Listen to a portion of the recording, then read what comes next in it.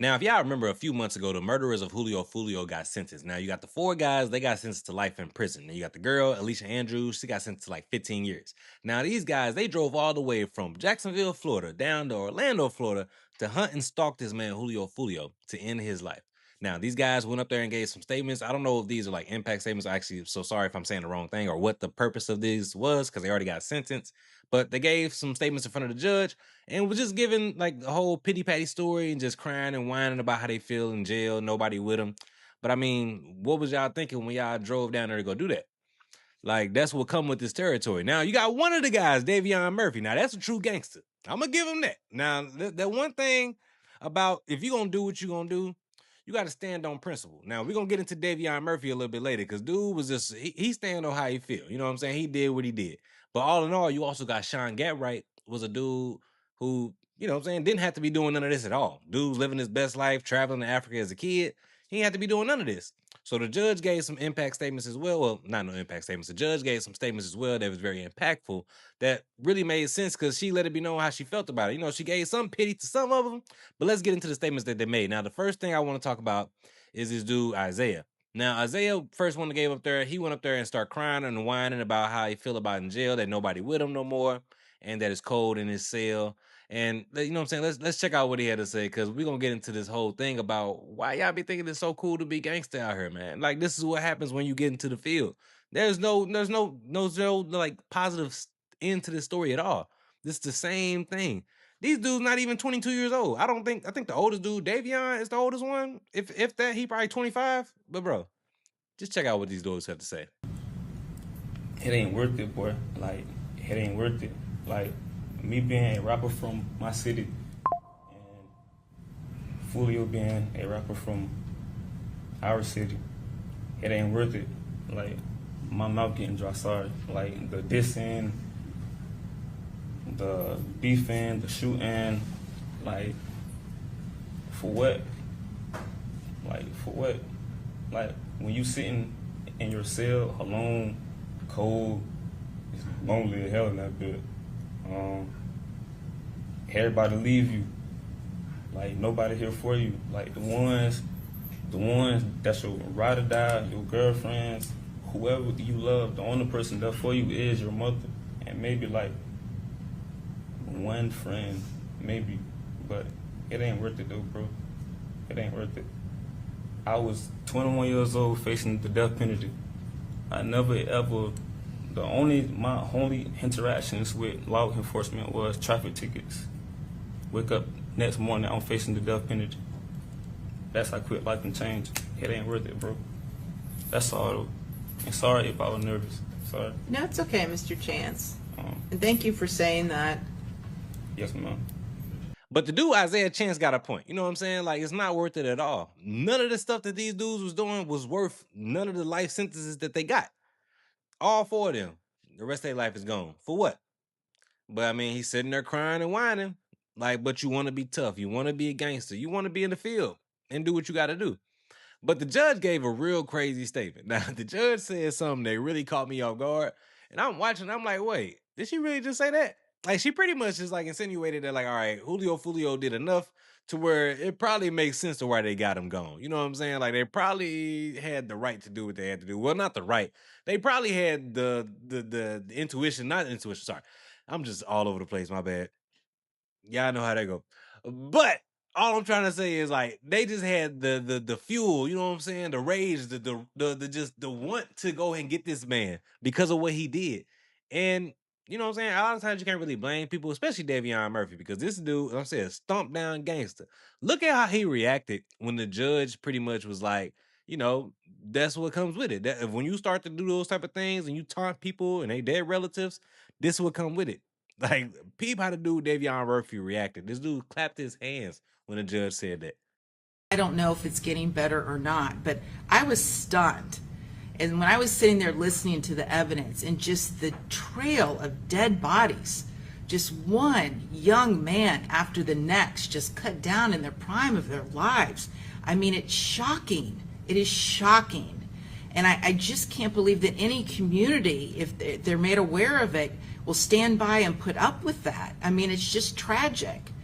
And, Mr. Jones did not deserve to die for what he did or the drill rap videos he made. But goodness gracious, going and desecrating the gravesite of a murdered relative is, you don't deserve to be killed for that, but you just increased your odds that it was going to happen. And that's the truth. That is the truth. So I'm not at all, again, stating that he does. And, Mr. Jones did not deserve to die for what he did or the drill rap videos he made. But goodness gracious, going and desecrating the gravesite of a murdered relative is, you don't deserve to be killed for that, but you just increased your odds that it was going to happen. And that's the truth. That is the truth. So I'm not at all, again, stating that he deserved it, but it's just shocking. It's shocking to me. Dude, Davion Murphy, like, is straight stumped down gangster. And they was giving, like, the judge was trying to give him, like, a little bit of, like, just a little bit of leeway, just understanding, like, all right, these dudes come from an environment where they didn't really have too much opportunity to become better. You know what I'm saying? She understood that. In particular, Mr. Rashad Murphy and Davion Murphy, listen, there's no question you guys had a difficult childhood. There is no question. The hand that you were dealt from Jump Street was not the best. There is no question about that. Again, it's not an excuse, but I do acknowledge it. But then she also pointed out the fact that the dude, Sean Gatright, the light-skinned dude, that's the one that was traveling to Africa, doing this and doing that, was living his best life. Like, dude didn't have to be in the field at all. Like, dude was actually the one that shot Julio Foolio back in the day when he got shot in the foot first. So, like, he was just doing too much. I don't even think dude 21 years old. And what's crazy, he was literally crying and whining to the judge, talking about, like, all right, well, a 21-year-old can't even go buy a drink of liquor, but he can get sentenced to life without parole, or, you know what I'm saying? It's so sad. But, bro, that's what come with it. When you try to get in the field and do those type of things, that's what happens. You don't get to take a life. You think the equivalent of taking a life and going and buying a drink of alcohol is the same? That's not the same at all. Like, people do have to say, because like I'm saying, dudes sound crazy right here. By the National Institute of Mental Health provided evidence showing that the brain doesn't reach full maturity until 26 to 27 years old for men, about 8 or 9 years older than my time during the offense. But society knows this, and that's why laws set age requirements on certain activities, amenities, and substances as a way to protect adolescent adults. Yet those same laws don't extend to an adolescent adult when they are charged with crimes and allows them to be prosecuted to the fullest extent, regardless of their age. Your Honor, it is heartbreaking that an 18-year-old can't rent a car or a hotel or buy a home, but can be sentenced to death or life in prison without the possibility of parole. They can't purchase alcohol or tobacco, but can be sentenced to death or life in prison without the possibility of parole. They can't work certain jobs or even go on a cruise without a chaperone, but can be sentenced to death without life, or life without prison, in prison without possibility of parole. And I'm a prime example of these circumstances. At 18 years old, with no prior convictions, I was charged, indicted, and had to face the death penalty. My point is, society views anyone under the age of 21 as not being mentally mature enough to participate or partake in these activities, amenities, and substances, because certain substances listed can negatively impact or stunt the growth of a developing brain, while other activities and amenities have restrictions due to the lack of impulse and behavioral control or lack of situational awareness at times with teens. It is very simple to understand that our brains have not developed enough, that we live in a society where someone under the age of 21 can be sentenced to death or life in prison without parole. We leave no room for growth, rehabilitation, or redemption. We don't account for the fact that they weren't a fully developed adult and their judgment and decision-making abilities weren't developed either. I believe it is cruel for someone under the age of 21 to be sentenced to life without parole or death before they're even old enough to be fully emancipated or to fully comprehend what consequences their actions carry. I say all this because I want to see change. Change for those whose fates were sealed long before they were born. Change for the prodigal sons and daughters who ventured off too far in the world and got lost. Change for those who haven't reached full maturity or unlocked their full potential as adults. Change for the ones who never had the option to go around, over, or underneath, but straight through their obstacles. In spite of my current circumstances, I still trust in all those biblical promises. And I believe that I am exactly where God planned for me to be, a plan He created long before I was born. It is also my belief that this chapter of my life will propel me to a much greater purpose and what we see here today, because my journey has just begun. Thank you. Thank you, Mr. Gathright. And see, she gave a lot of like, you know what I'm saying, a lot of remorse to the dude, Sean Gatright. And we clearly know why, you know what I'm saying? Dude had the opportunity to be better. You know what I'm saying? Dude looked just like her. You know what I'm saying? 50% looked just like her. And, you know what I'm saying? Looked like his mom. The dude had the opportunity to do better. It is what it is. Color don't even matter. Dude was a fugazi. Dude was a wankster. But I ain't gonna even call him that because he did with everything he said he was gonna do. So I'm not even gonna say that. But he didn't have to be doing that at all. I guess is really what I'm trying to say. He not a wankster.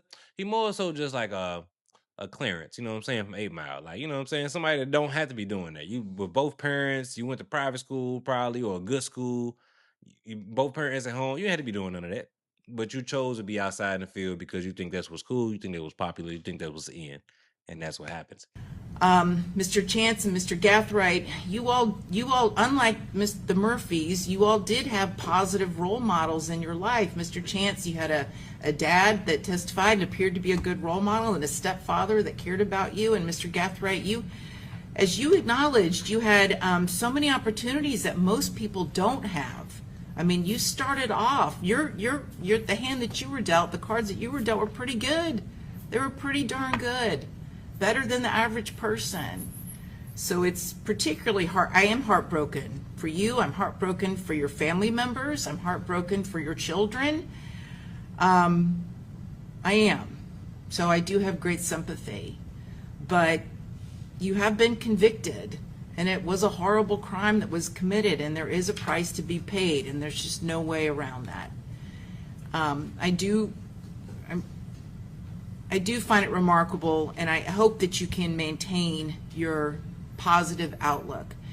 Each of you still has a life of value. And going forward, the quality of the life that you have every day will come down to the choices you make. And so I hope that you continue to make choices, and then you realize you do have value and you can contribute. And you started today by speaking to the members of your community, particularly the younger men, that this is not the way to go. It's not. It's not. Because look, we have Charles Jones is dead and 4 people who will now spend life in prison. And again, all for what? For what? Nothing. Over nothing. Turf warfare, drill rap videos. I mean, it really is nothing. Now, the dude, Isaiah Chance, y'all remember the first dude from the original video?